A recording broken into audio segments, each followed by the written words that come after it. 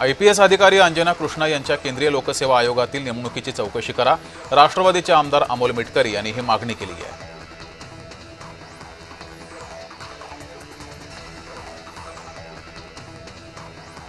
बारामतीत ओबीसी समाजाच्या मोर्चाला पोलिसांनी परवानगी नाकारल्यानं काँग्रेसचे ओबीसी नेते विजय वडेट्टीवार आक्रमक झाले। ओबीसींचा आवाज दाबायचा आहे का असा सवाल विजय वडेट्टीवार यांनी उपस्थित केलाय।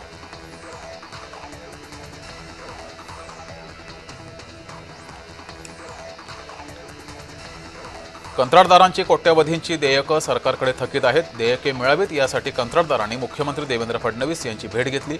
देयके मिळणार असं आश्वासन मुख्यमंत्र्यांनी कंत्राटदारांना दिलं आहे।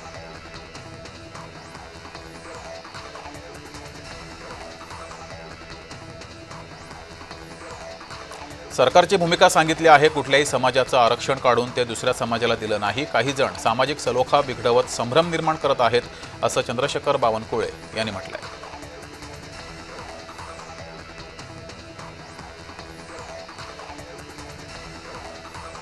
भाजपाचे नवनिर्वाचित मुंबई अध्यक्ष अमित साटम हे कामाला लागलेले आहेत। उत्तर मध्य मुंबई जिल्हा कोअर कमिटीची बैठक संपन्न झाली। मुंबई महापालिका निवडणूक जिंकण्यासाठी बैठक घेण्यात आली।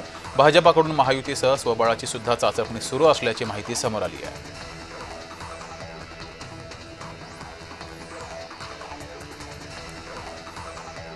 IPS अंजना कृष्णा यांचे शैक्षणिक जात प्रमाणपत्र आणि इतर आवश्यक कागदपत्रांची पडताळणी करावी अशी मागणी आमदार अमोल मिटकरी यांनी केली आहे।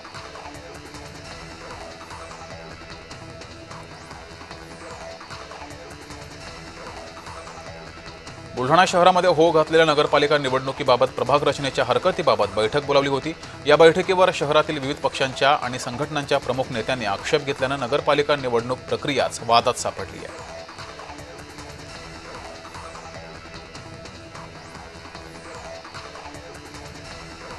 मराठा आरक्षणाच्या पार्श्वभूमीवर राज्य शासनाने काढलेल्या GR मुळे ओबीसी समाजामध्ये प्रचंड असंतोष उसळलाय। ओबीसींना धक्का लागणार नाही असं आश्वासन देऊनही सरकारनं ओबीसींचं आरक्षण संपवल्याचा आरोप आंदोलनकर्त्यांकडून करण्यात आलाय।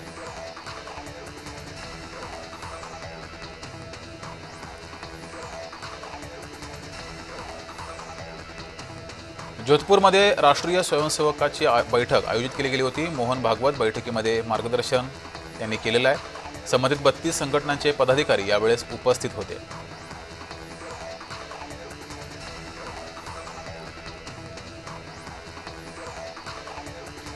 आनंदाचा शिधा बंद करण्याचं कारण मुख्यमंत्री देवेंद्र फडणवीस यांनी द्यावं अशी मागणी ठाकरे गटाचे नेते वैभव नाईक यांनी केली आहे। महायुती सरकारनं आनंदाचा शिधा हिंदूंची मतं मिळवण्यासाठीच वाटला होता का असा सवालही त्यांनी उपस्थित केलाय।